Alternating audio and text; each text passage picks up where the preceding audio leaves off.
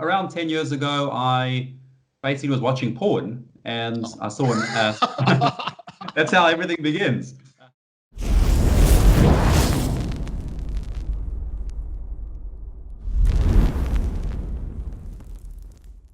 So today we're going to interview Gabriel from Surgical Pickup. He's a guy one of the few guys in the community who I also respect.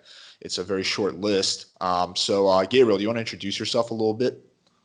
Awesome. So again, firstly, thanks for having me. Always awesome to speak to you. Again, I agree 100% what you just said. You're one of the guys that I respect. It might even be a shorter list than yours. Who knows?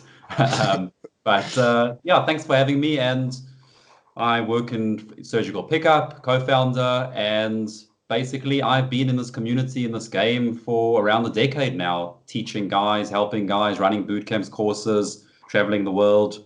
And yeah, I've learned a lot. Hopefully I can share some value on this interview. Word. Well, you're a good-looking South African lad. What made you get into game? How did it all begin? Okay, thanks for finding me good looking. So No homo. basically, how, how it all began, around 10 years ago, I basically was watching porn and Oh. I saw that's how everything begins. So I was watching porn and I saw an advert, basically the three ways or something like that to get the girl of your dreams. And I didn't know about anything to do with adverts or marketing. I thought I found something that no one else knew. I thought, oh my God, I'm gonna click I, this. ch- I, I jerked my way off into Exactly. a This is different universe. the best masturbation session I've ever had. And so I found this ad, I click on it, and I can't even remember what the product or course was. It was just a weird, just something, no one famous or just this random thing. And I download his thing, I download his product, I start watching it, and then I just go deeper and deeper and deeper. I find the game community. I start learning pickup. I start committing pretty much my life to game and then eventually to helping guys. But it all started from watching porn. So for anyone watching that watches porn, I mean, don't give up. That's pretty funny because I've actually been considering using porn ads for PWF, and like the big discussion we have is like whether they're going to be effective or not. So that's just pretty funny hearing your story. It's like a first case like testimonial that porn ads can be effective. Um, what was the journey like for you? Like, did you really struggle a lot initially, or did it take you a while to get good? Like, give like a quick condensed version of that. Yeah, so basically, I really struggled. Like in the beginning, I wasn't someone that had a girlfriend, but I wasn't happy with my girlfriend, or I was dating a few girls, but I wasn't happy with my dating life. I was someone where I just didn't have any communication with females. And when I say that, I would physically and tactically make sure I didn't have any communication. So if I was in a school project with women, I would speak to the teacher so I can actually change groups. If I Really? Wow. Okay. Yeah, all of this type of stuff. So my conversation time with women was around 30 minutes or so in my first 20 years of my life. And if I saw Shit. a girl walking towards me, and I was at university, I saw a girl walking towards me, I would actually walk the other way just in case there was a potential of her looking at me or her seeing me. And so all of these things, I had really bad beliefs. I used to think that if a girl would look at me, she's obviously looking at me because she wants to make fun of me. And I just had that Really? belief stuck in my head that if a girl looks at me or sees me, she obviously wants to make fun of me. And this was a terrible, strong belief that I had for most of my life. And I What went what do you, from what there. do you think? What do you think is the cause of that?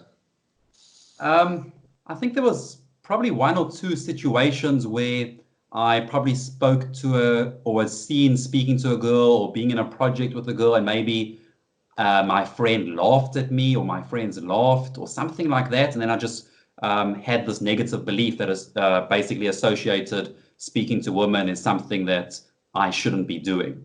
And it's something along those. I don't really know exactly where it stemmed from, but I do believe I had an actual phobia of women because I used to get this real bad emotional feeling when I saw a girl.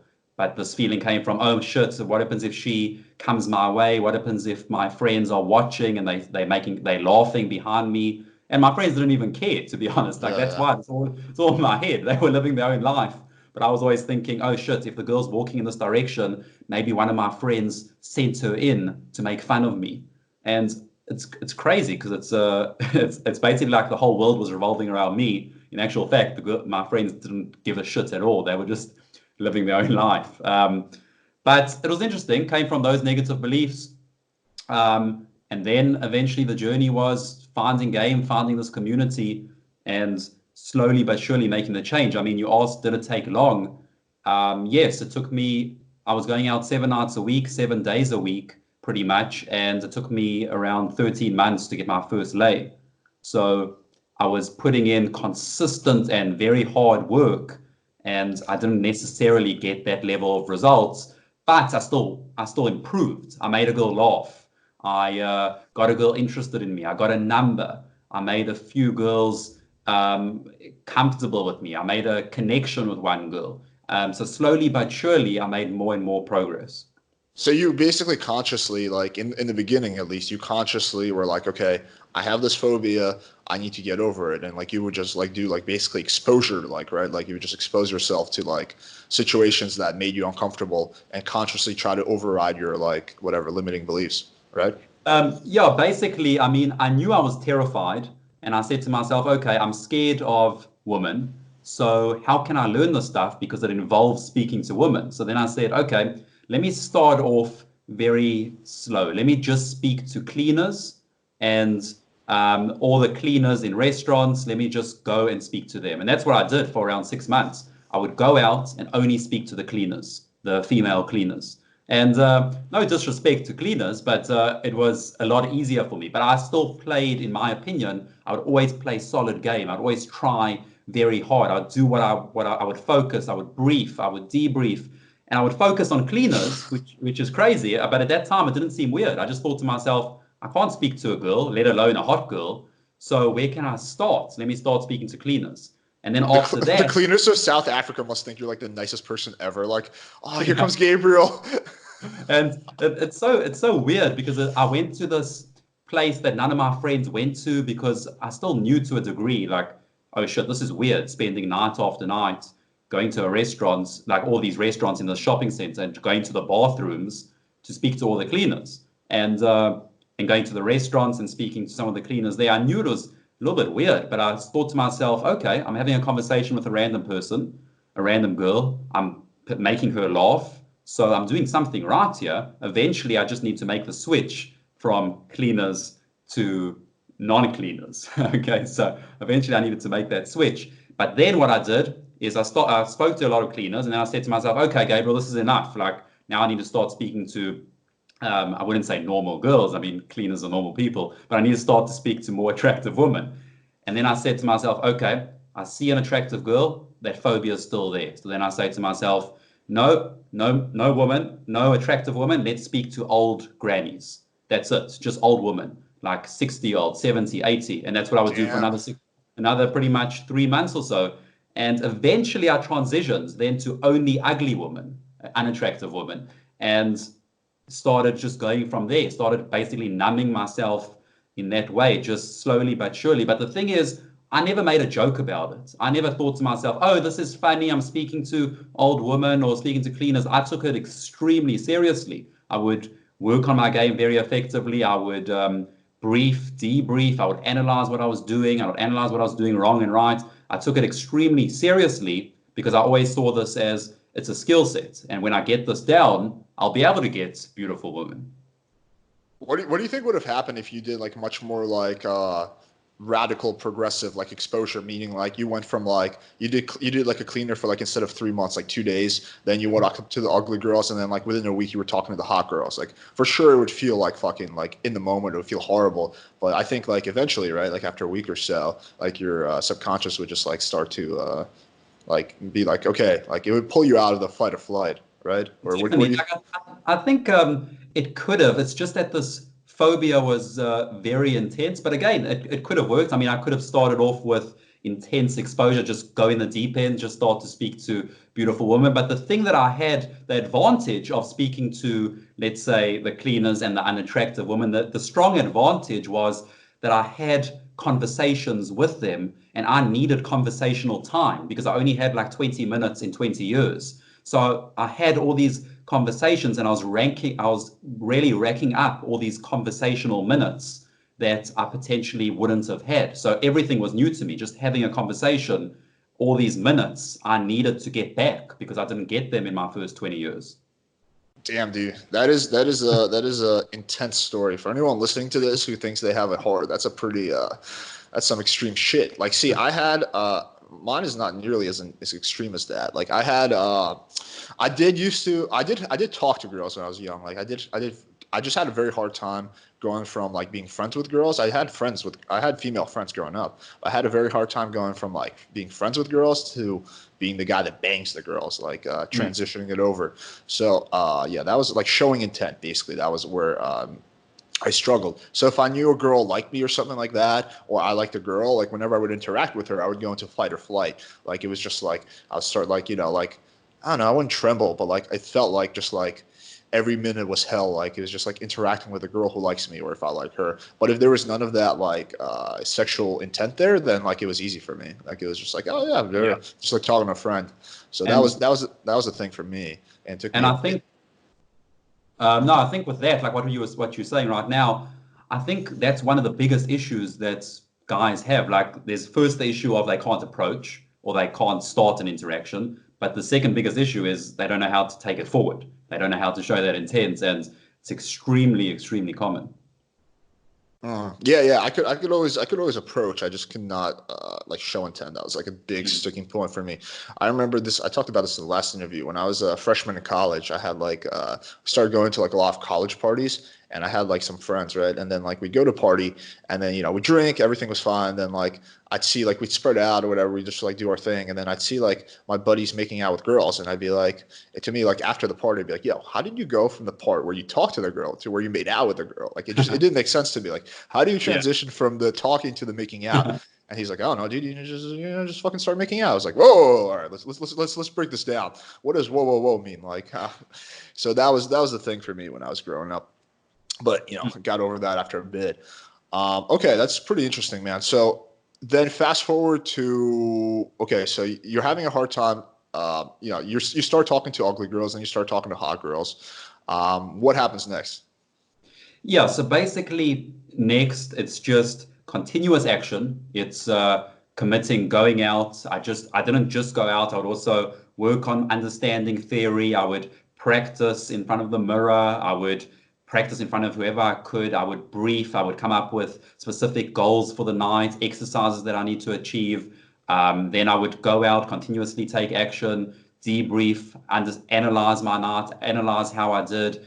And I would do that pretty consistently, and eventually just the results started coming. In the beginning, it was very inconsistent. It became more consistent, more consistent, and more consistent. And it was pretty, I mean, that's a sum up of the journey, continuous action, but I see it as very smart action. It wasn't just going out and just randomly, let's go out and speak to girls. It was, let's go out and let's make sure that the time in the field, the time speaking to women, is very calculated in terms of, okay, let's get a lot out of what I put in. Okay, so let's maximize the output. So let's make sure I brief, debrief, analyze my sticking points. What am I working on? What am I doing wrong? What am I doing badly? Let's watch other guys in the venue. How do they behave? How do they stand? Can I adopt something from that? I would spend so many nights where I would see a super attractive girl. She's with this guy. And I thought to myself, okay, I'm not getting a girl like that, but she's obviously with him. How is he standing? What is he wearing? How does he speak? And I would just spend some of my nights pretending to be on the phone and just like standing next to him, like just creeping around next to him. It's pretty weird, but I saw all of this as, okay, this is a skill set. I can improve everything. And I got a lot of, it was very liberating because I thought, okay, everything I can change. I can change the way I look. I can change the way I act. I can change the way I speak. I can change how I interact with women. All of this stuff is in my control. And I just took tremendous amounts of action. What do you think gave you this like strong drive, strong like, I don't know, strong fire under your belly, strong motivation? Because it sounds like you really had to put in a lot of work, probably more Yeah. than me. And I think one of the big things a lot of guys struggle with is motivation, right? Like that's what something the whole world struggles with. People like Mm. want to lose weight, and then like 2 weeks in, they're like eating fucking donuts again. Like people Yeah. just cannot, like anything that requires effort over time. People really struggle doing, but you were able to do it. So what do you think gave you that like strong burning desire? Yeah. So to me, it wasn't so-called positive motivation. I wasn't thinking to myself, oh, I could get a girlfriend, or oh, I could get laid, or I can get lots of girls. I never thought like that. That didn't motivate me. What motivated me was actually the negative motivation, which is, okay, Gabriel, you're going to be a loser. You're not going to be happy with your life. You're going to be miserable. You're not going to get the girls that you want. And I used to play that in my head, all these negative stories, and that actually motivated me. So like to me, it's interesting because lots of guys are motivated by the positive goals of I could get that dream girl, I could get her. I used to be motivated, and I still am to many degrees, of all the negatives, like, oh shit, I could be lonely for the rest of my life.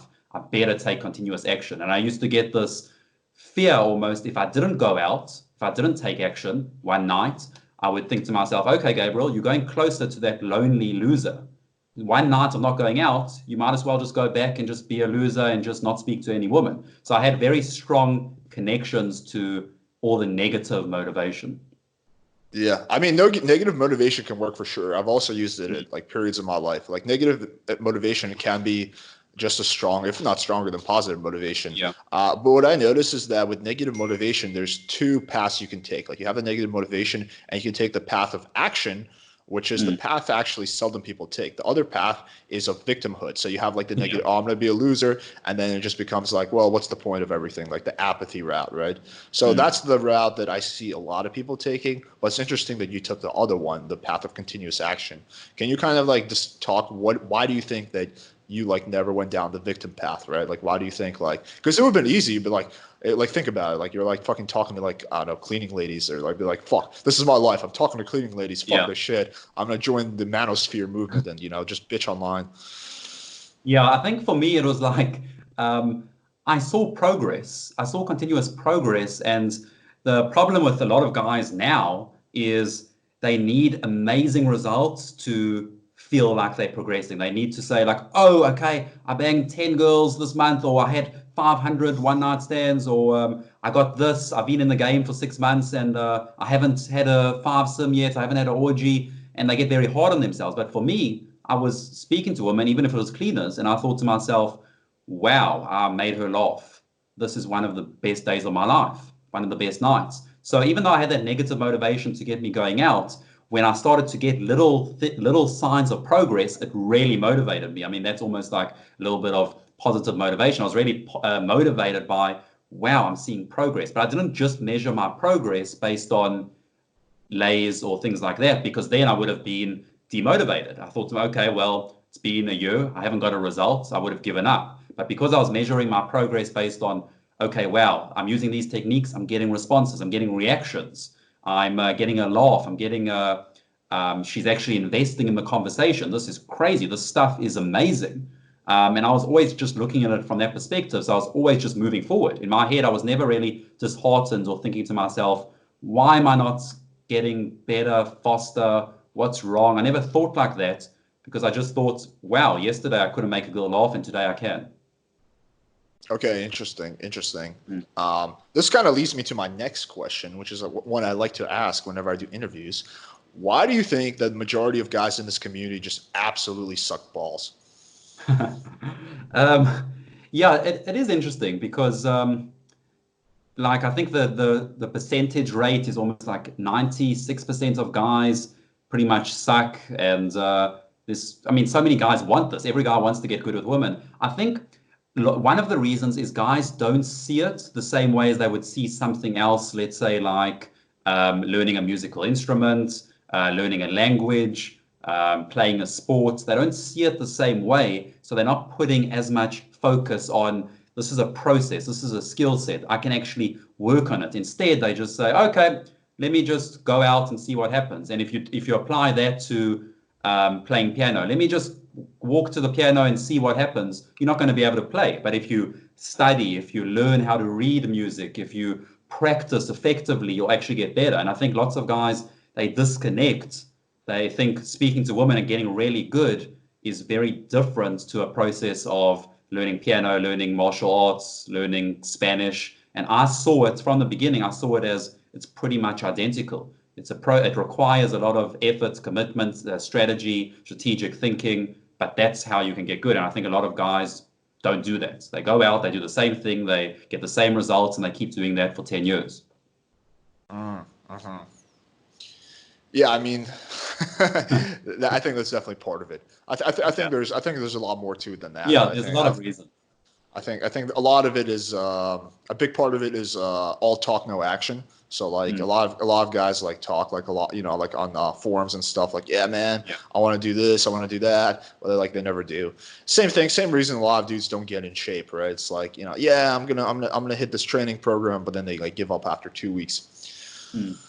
So I think it's a lack of continuous motivation, which would definitely. I mean, a lot of guys, it's easier. It's easier to sit at home where you're just on the forums. You don't have to face rejection. You don't have to face discomfort. You don't have to face anything. You're at home. You've got your McDonald's burger. You've got everything you need. There's no discomfort.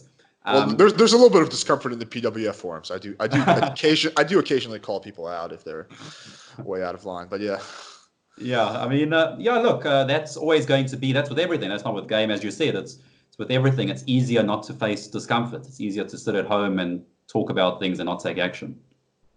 Yeah. What big piece of advice or big pieces of advice would you give guys who are like watching this interview and they're like, fuck, you know what? I want to get good. I want to be able to talk to all the hot cleaning ladies. I want to have the cleaning lady porn star fantasy. Like what would you like what big piece of advice or pieces of advice would you tell them? Yeah, so awesome question. I mean, the first thing, basically write down your goals and write down the reason you're actually doing this, because that's what you always have to fall back on. Like, what is your actual reason for going out to the clubs and wanting to get better? Is it just to impress your friends? Is it what is the reason? What's the actual core motivating factor? Because otherwise, without that core reason, the time's going to come where their friends are going to say, let's just chill at home and smoke weed. And they're going to think, oh, I should be going out and speaking to women or something. And there's nothing that's really going to push them to take that action. But if they have almost that leverage, that emotional leverage, oh, I wrote it down on a piece of paper. This is why I'm in this. This is the reason I have to take action.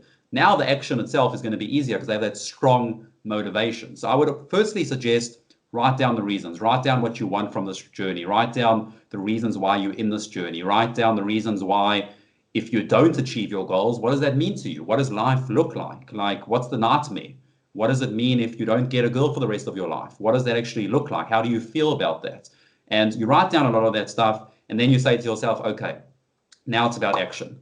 Now I need to come up with some type of schedule, not a schedule that I can't keep for a longer term, not 7 nights a week, 7 days like me. I mean, I could keep it up, but something that actually is realistic, because otherwise guys will just burn out. They'll do it for a month, hardcore, let's go out, and then a month later they give up and they stop. Something realistic, even if it's 3 times a week, even if it's once a week, but something that they can keep up and adopt into their lifestyle. So lots of this is actually sitting at home and thinking to yourself, okay, how can I go about this structure? Should I write a calendar? Should I make a schedule? And once you have that, there needs to be some type of commitment and there needs to be consequences. Basically, what happens if I don't go out? What happens if I'm not taking action? What happens? There has to be some type of consequences. And the way I used to do it in my head is the consequences were I would give up certain things that gave me instant gratification. So like food, when I'm not giving up food, but giving up some meals that I really, really enjoyed, giving up watching a movie for that week. I would tell myself, Gabriel, if you don't go out, you're not going to watch a movie this week. I love watching movies. I really enjoy it. I love eating tasty food. I would tell myself, look, if you don't go out, I'm holding you accountable, basically, to myself. You do not get to eat that specific meal. Okay, if you go out, you get that. So you actually have to take responsibility and hold yourself accountable. So these are some of there's so many things we can talk about, but this is like I think this is almost above everything else. This is setting it in stone, coming up with a schedule, taking consistent action, and coming up with consequences. Well, this is basically sums up in discipline, right? Like have really strong self-discipline. I think Exactly. a lot of people really struggle with discipline, though. I Mm. know that, like, for example, I have he who shall not be named, a buddy who like started a business, and he's like a really smart guy, really talented, but he just lacked the discipline. Like, like 2 months into Mm. his business, and he still hasn't like even gotten an office yet. Like just like Yeah. procrastinating. So like, I think that's like the issue. A lot of people is that they just like lack the discipline, and then they like backwards justify, like, oh, today, I installed a new app on my phone, so it was a pretty productive day. I watched a new porn movie, and it's pretty good. What do you Yeah. think? What do you think? Like, for someone who can be like, yeah, you know what, I have shit discipline. How do I improve it? What advice would you give to them? Yeah. So, I mean, lots of guys, they always come to me and say, look, I lack this discipline. I can go out, but after a while, I just give up. I'm disciplined for a week and then I just fall back. I take action and I meet lots of girls for a week, but then I just stop. And to me, it's all about that emotional leverage, which is you don't need so much discipline if you've got something really almost kicking you in the arse, really telling you this is why you have to get good. Like that negative motivation, it was so strong for me. I used to think, okay, Gabriel, if you don't go out, I just have these thoughts. Remember how I was when I was in this situation. Remember how big of a loser you were. Remember how you would run away from women. Okay, remember how you would hide in the bathrooms during parties and during house parties. That's all you would do. If you don't go out, you're becoming that type of person. You're getting closer to that person. So that gave me the discipline. Like lots of guys ask me, how the hell did you go out for almost a decade, almost 7 nights a week? And to me, it was just, I don't just want to run away from that person that just used to hide in the bathrooms.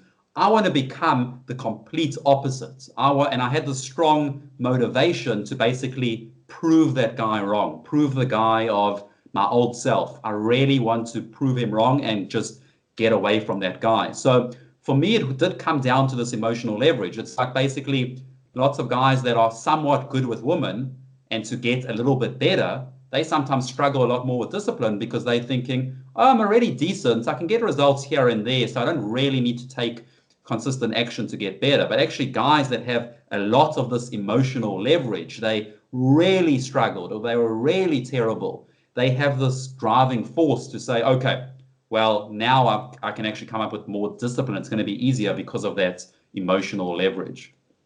Yeah, that makes sense. That makes sense. Mm. Yeah, definitely. That strong. If you have that strong, burning desire, that like kick in the ass, that like just like gets you up and going. That's funny. You're the guy that would hide in the bathroom at house parties. I was the guy that would get way too drunk at house parties, and be the guy that was wandering around like, and then people would be like, "Yo, what the fuck is wrong with him?"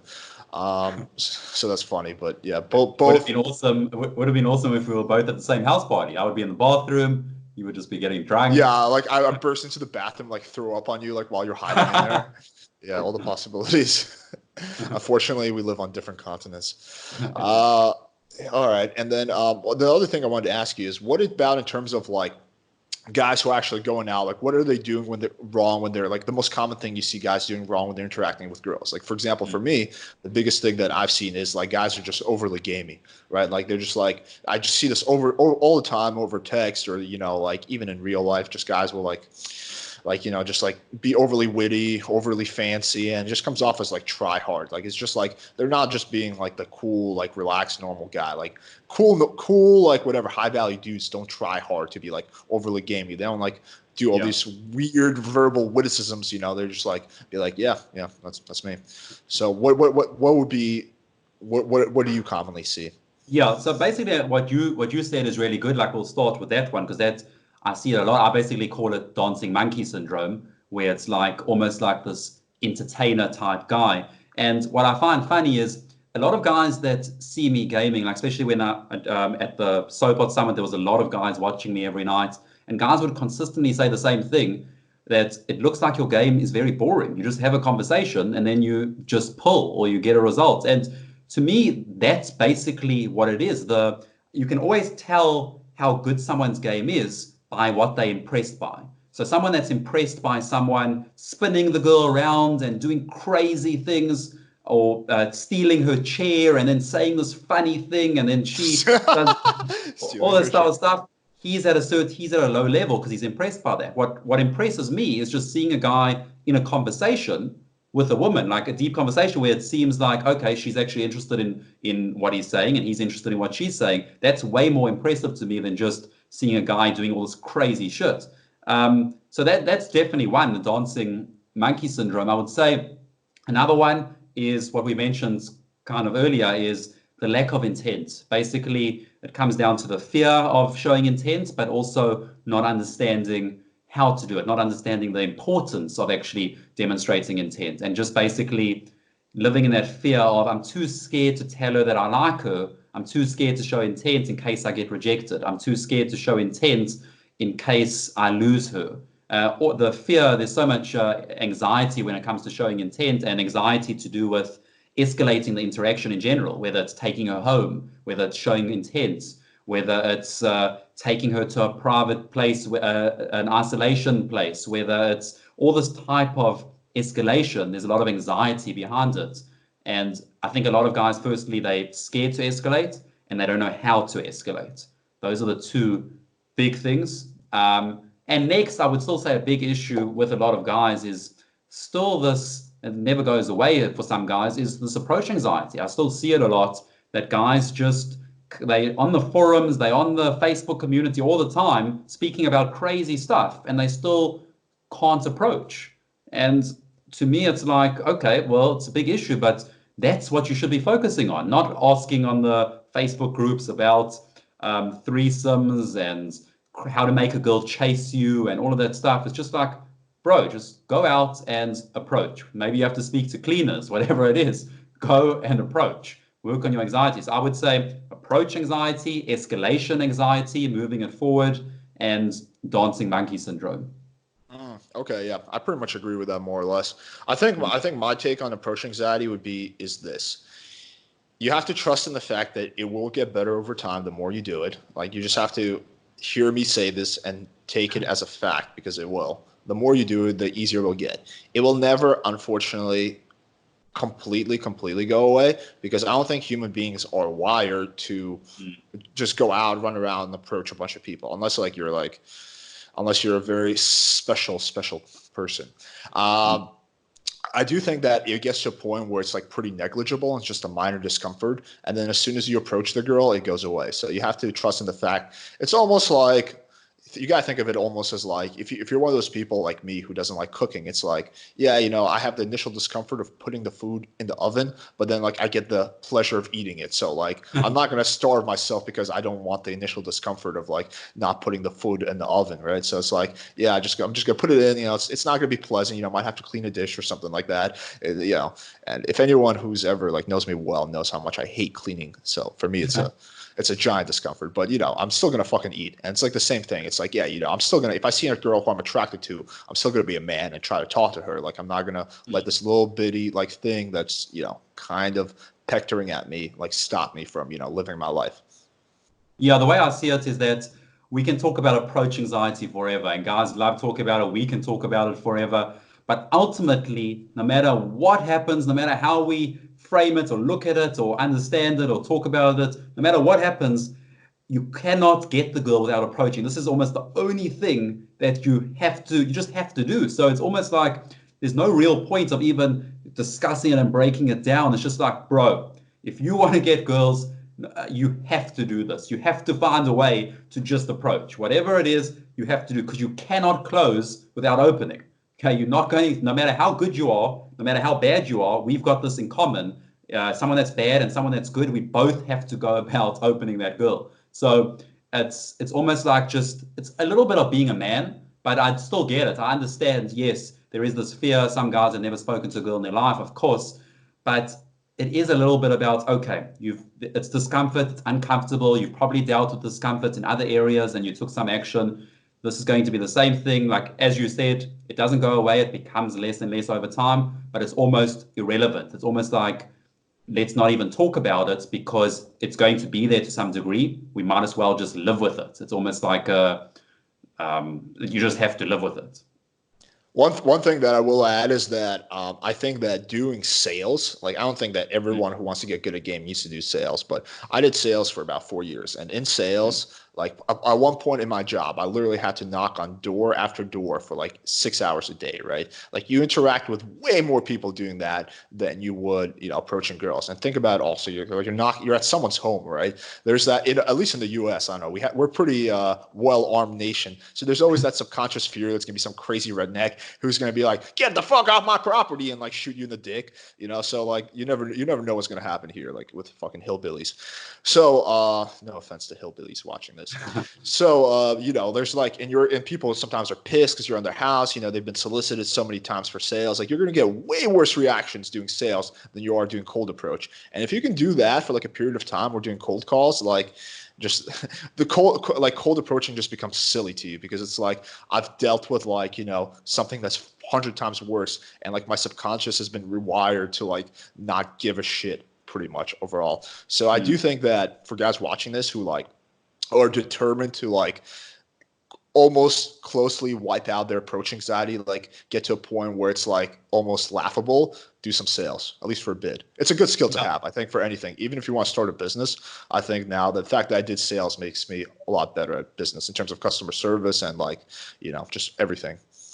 Yeah, I think no, sales will definitely help. But something else, like another technique for the guys watching to get over approach anxiety, like for me, this is really one of the best things to do, is if guys tell me, look, I've got approach anxiety, I'm scared of approaching that girl, I will tell them, okay, forget about that girl. Let's now start to approach the 3 girls with the 6 guys over there. Let's approach the girl inside the restaurant that everyone's looking at. Let's approach that girl with her family. Let's take it. You're scared to approach the girl over here. Let's stretch your comfort zone and only approach hard, almost impossible interactions consistently. And then eventually when you come back and you say, oh, now I want to speak to that one girl, that becomes a joke, because you've now conditioned yourself to really stretch your comfort zone by only approaching almost impossible situations, like hard situations, very socially, lots of social pressure. And you just approach that becomes now your new comfort level, and it's very difficult. You go back to so-called the hard interactions, they now become easy because you've stretched your comfort level. Yeah, definitely. I also want to ask you, do you meditate? Yeah.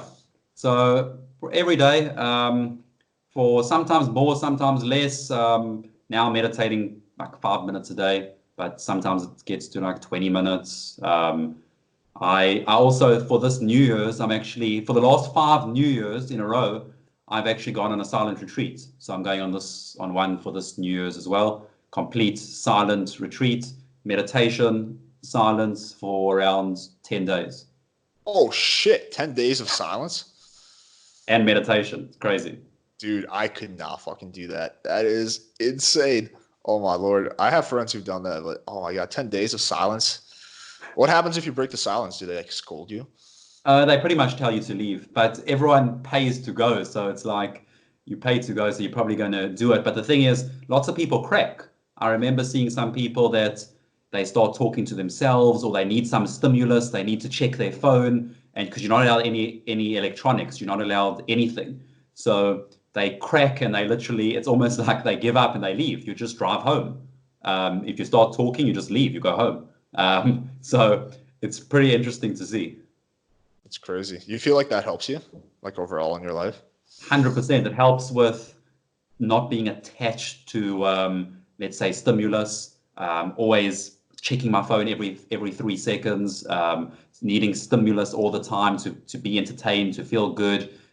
Being comfortable with just being myself, alone with my own thoughts. Not distracting myself with all the stimulus. Actually being alone with my thoughts and just taking introspection, understanding who I am. So I definitely think it helps. I would never go full extreme and become a Buddhist monk or anything like that, but I want to always take parts of that spirituality and add it to my life. And then one other thing I want to ask you, do you do visualization? Yeah. So definitely, like I would do it a lot with with women. I would have vision boards that I would always look at with my type of girl. I would have, again, like also the way I see it is I would sometimes go to clubs, and my only goal for the night, I would tell myself, you're not allowed to open. You're only allowed to look at that. It sounds a bit creepy, but you're only allowed to look at that super attractive girl that you want. and just visualize getting a lot of those types of women. Visualize how much value you can actually give her. Visualize how it would be amazing it would be a win-win, a win for her, a win for you if you had those type of girls in your life. So it would be not just looking at a picture, looking physically at my type of girl. And yeah, it was actually really helpful. Interesting. Yeah, I do find visualization and meditation quite helpful. I don't really do this so much anymore, but I used to, like, when I was going through, I don't know, like a few years ago, whenever I had a date that I was nervous about, I would like sit down, visualize myself banging the girl. I would just like sit down, just have a like, and I would want it to be so visual. My goal was this. I want it to be such a visual experience that I actually get a boner. And like, because I know that if I can visualize it to that extent, then like I can internalize it. And I swear this sounds like some like, whatever hokey pokey shit, but I swear like when I did that, like I would almost always like bang the girl. Like it was like almost always. And then, I was like, holy shit, there's like something to this. I remember at one point I even took it to like the next level. I was like, all right, I'm going to do this in a cold shower where I have to visualize like in freezing water. I have to visualize myself banging this girl until I get a boner in freezing cold water. Like, I don't really do this stuff anymore because I don't find it necessary. But like when I was like struggling a little bit, like especially with like the hotter girls, yeah, I think that's, I mean, all the successful people do visualization. It's like the two common things you see across the board whenever you read autobiographies of really successful people, people who like multi-billionaires or whatever, meditation and visualization, like across the board. Like you will seldom find a really successful person who doesn't do visualization. Yeah, and it's interesting because like what you're saying there, a lot of guys that even don't do visualization, they still actually doing it to a degree, just unconsciously, and they're doing negative visualizations. They thinking Oh, absolutely. when their date is coming, they just thinking about, oh fuck, I'm going to fuck it up. What happens if she doesn't like me? So they actually are doing visualizations. It's just they're doing negative visualizations, and that's the issue. Well, negative visualization is like kind of it's like your subconscious like taking over, right? I mean, it still happens to me to this day with like certain things Yeah, for sure. I'll get negative visualization. Just like doing this definitely. interview, like I was like pretty sleepy and I was thinking to myself, oh fuck, I'm gonna be sleepy, I'm gonna fall asleep. Like, all these like like it's not real. Like I know I'm not Yeah. actually gonna physically fall asleep, but it's Mm. it's common for like anything. So people watching this, it's not like you're not a weirdo. You're not like a one-off case by having negative visualization. It happens to me to this day all the time. But I think that you gotta balance it out with positive visualization. So if before you went on, like before the date, you sat down, you had a good, I mean, if you're trying to get a girlfriend, it doesn't have to be you banging the girl. It could just be you guys having a really good date. Her really liking you guys really vibing together, etc. But if you have that positive visualization, then when you're walking to the date and you have the butterflies and all the negative images are coming, oh shit, she's gonna think I'm ugly. Oh shit, what if she realizes I have a small penis? Like whatever. You can just fall back on the positive visualization that you had in your Mm. head, and you can be like, okay, wait, hang on, I got this. Like, okay, this is Yeah, the image. and it's definitely it affects everyone. It affects me. I think the big thing is about being conscious, bringing awareness. So I try catch myself if I am having negative thoughts, like, okay, hold on, why am I thinking that? Let's change that around. Let's try have a positive visualization. So I think awareness is the first step to anything. Oh, I totally agree with that. I think self-awareness is huge. And I Mm. think self-awareness makes you a much better person overall. Like I feel like I am as a side note, like big scrutiny that we get, like is like, oh, you guys are shitty people, whatever, like running around trying to fuck every girl. But I actually think that like I'm a much better person now than when I was 21 because I'm much more self-aware. So like if I say something that I know, for example, like has a slight negative effect on my mom, I can catch myself and then like Mm. apologize 30 seconds later instead of whereas when I was like, 18, I would just be like, she doesn't get me.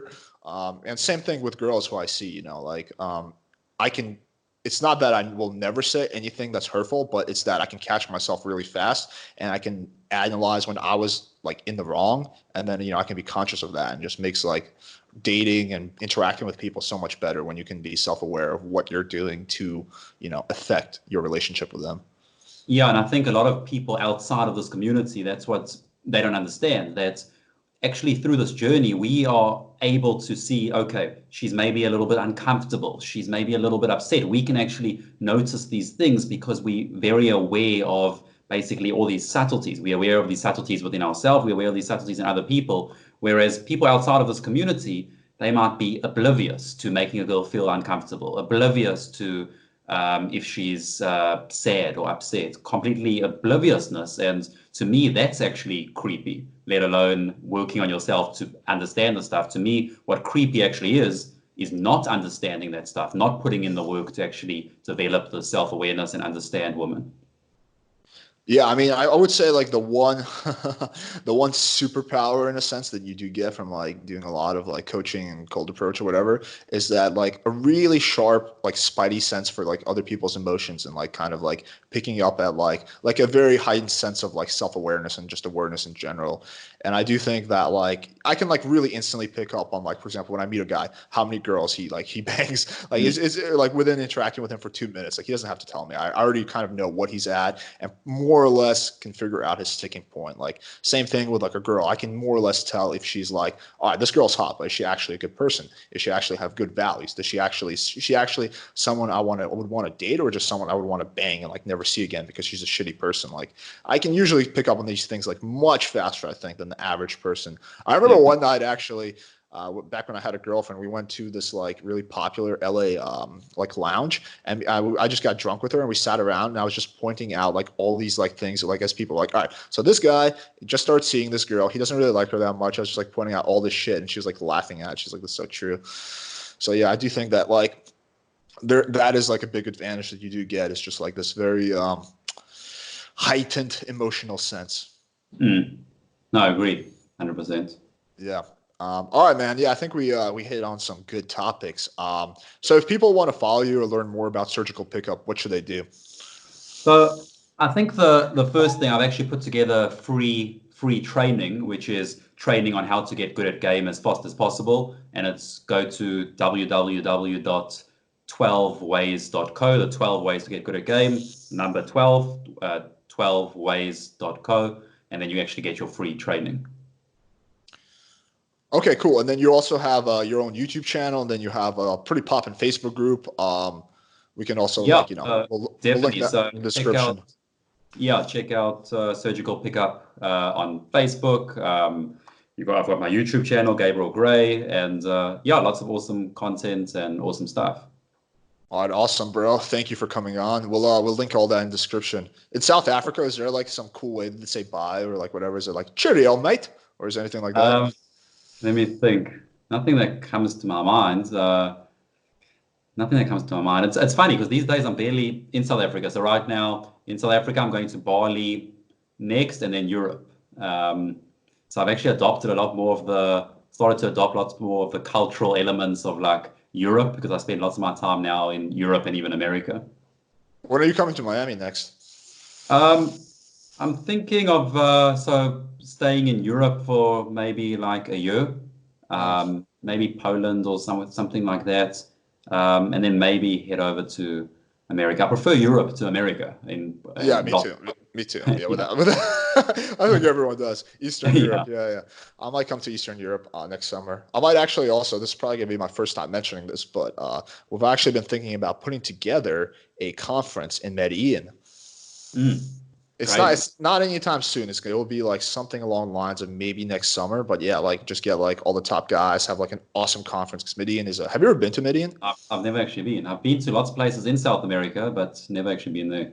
Medellin is probably like one of my favorite cities in the world. I mean, I've never been to South Africa. I hear Cape Town is gorgeous, but yeah, like out of the place I've been, Medellin might be my favorite city. Yeah, I need to go there. Yeah, yeah. All right. Well, we'll talk more about that. Okay, All right, awesome, bro. bro. All right, Thanks bro. for Thank having you for me coming on. on. Yeah, for sure, Greatly man. appreciate it. Yeah, it was an awesome interview, and I'll chat to you soon. Sounds good, bro.